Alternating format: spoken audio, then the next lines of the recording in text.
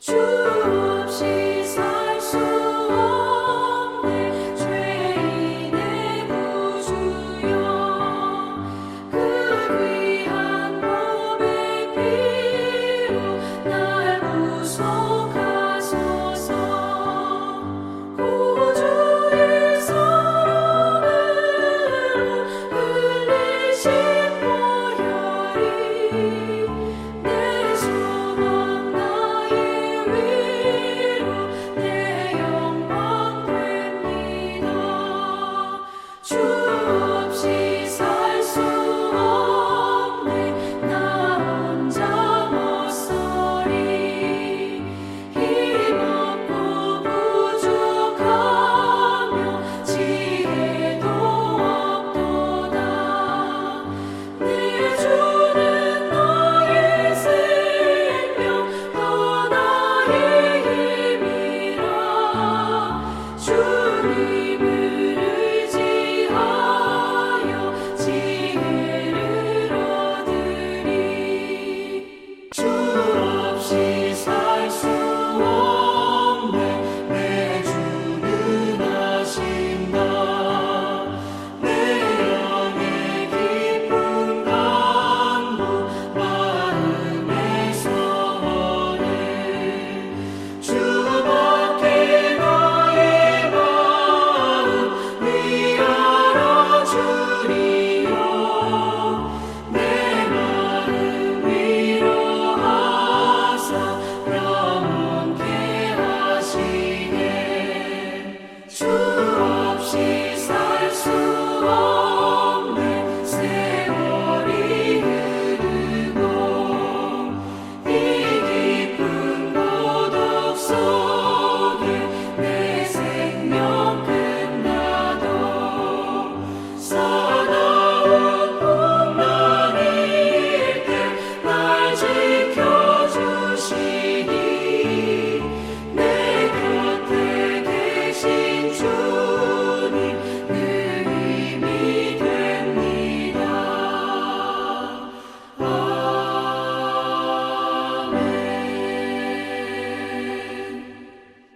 아멘. 평안한 밤 되셨습니까? 10월 9일 새벽 기도의 말씀입니다.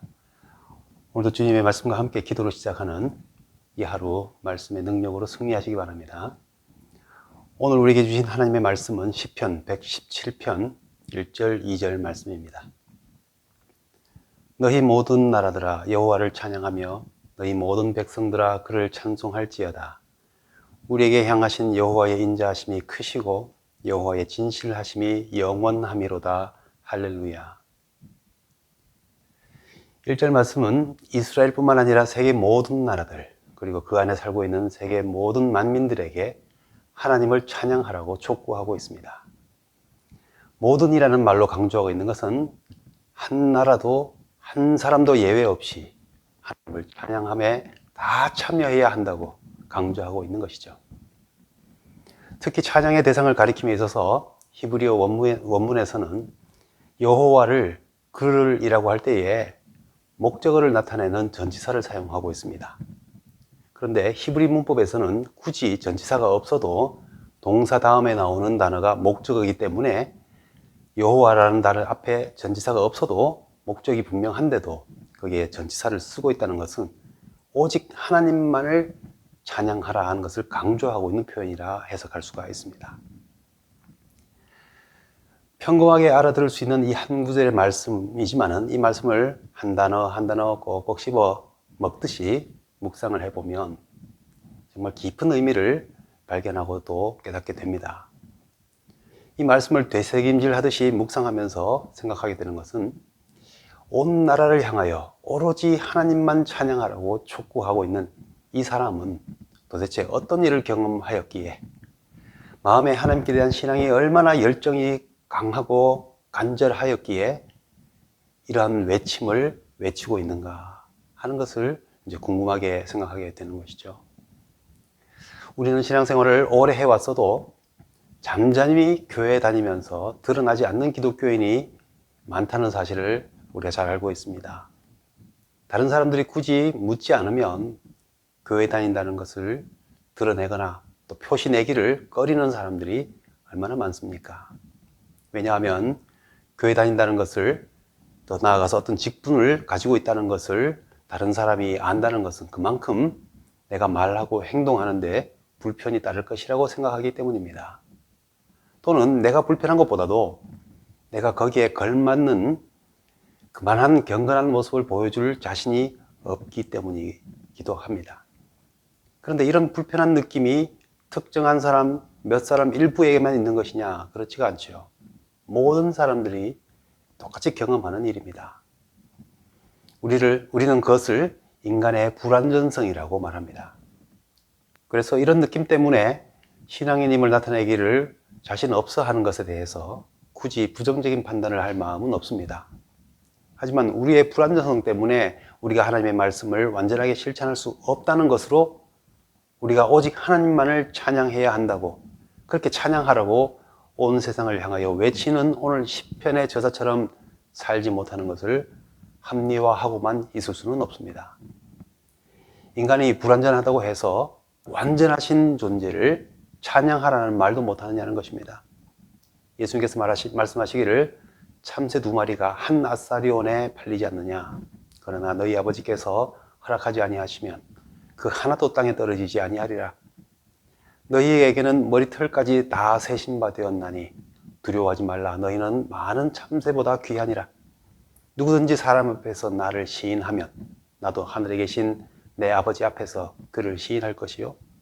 누구든지 사람 앞에서 나를 부인하면 나도 하늘에 계신 내 아버지 앞에서 그를 부인하리라. 마태복음 10장에서 말씀하고 있습니다. 사람들 앞에서 나를 시인하라.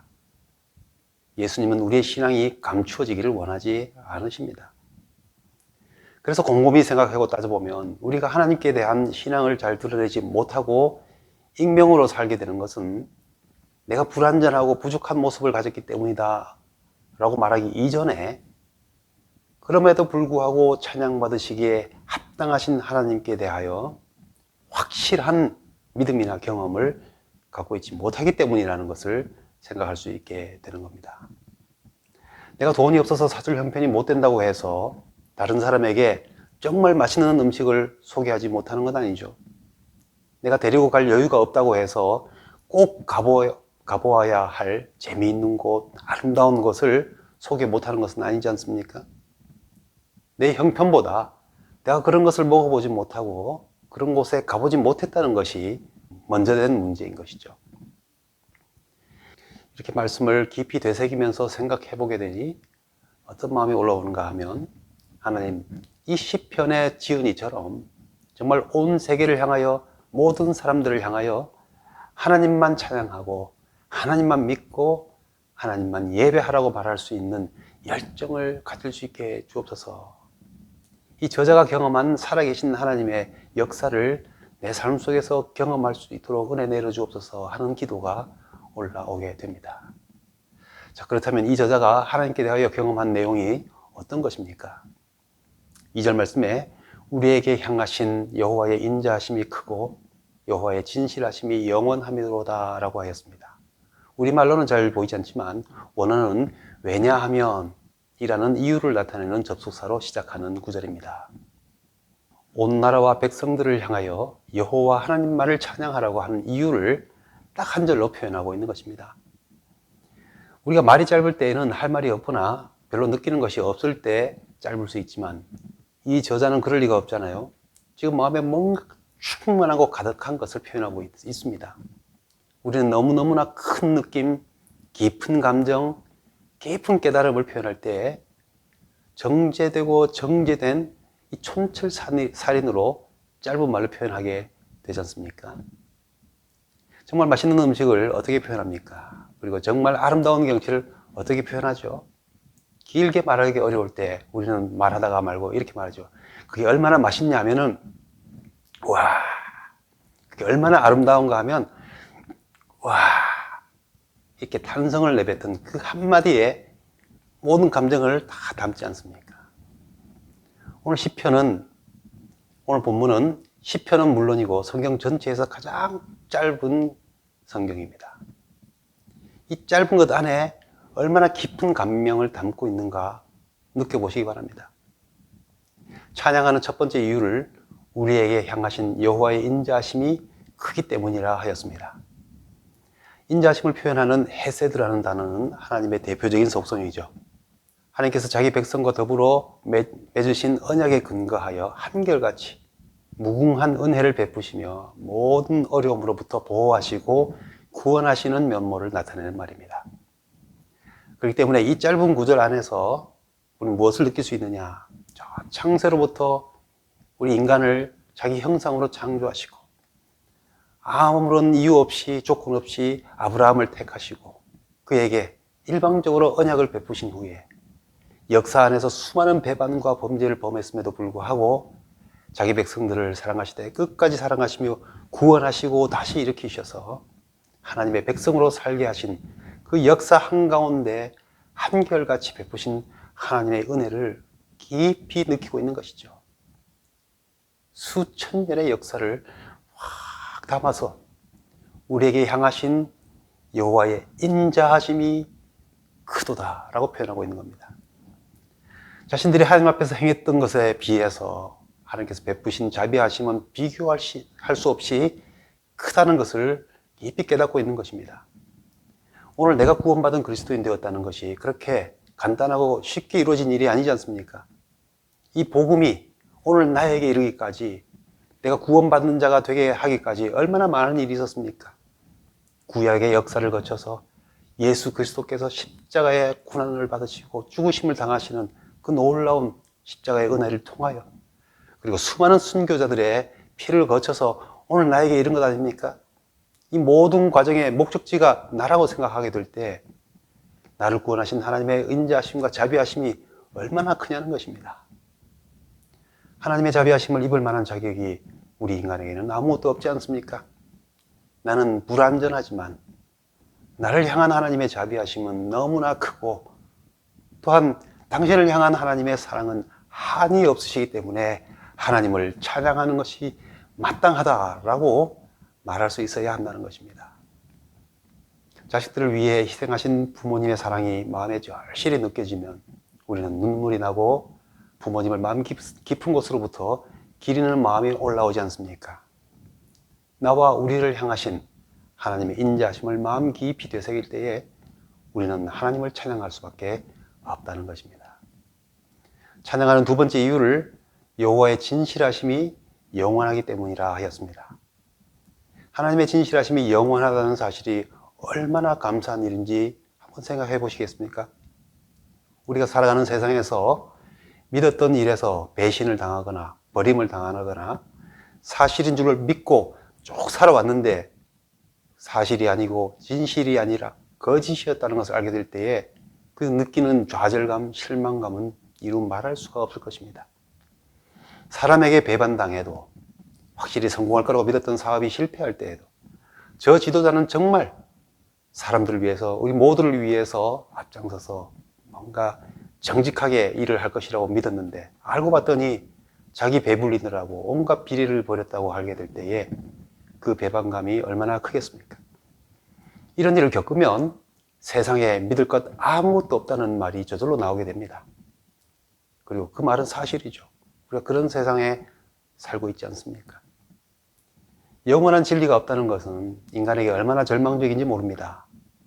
반면에 한번 한 약속을 철석같이 지키는 사람, 자기가 한 말에 대해서 끝까지 책임을 지는 사람, 반드시 성공할 것이라고 했던 그 일이 정말 성공하게 될 때에 우리가 느끼는 감사와 기쁨은 얼마나 큽니까? 우리가 이런 일을 자주 경험하게 된다면 세상은 그래도 살만하다, 그래도 세상은 아름답다 라고 말하게 되죠.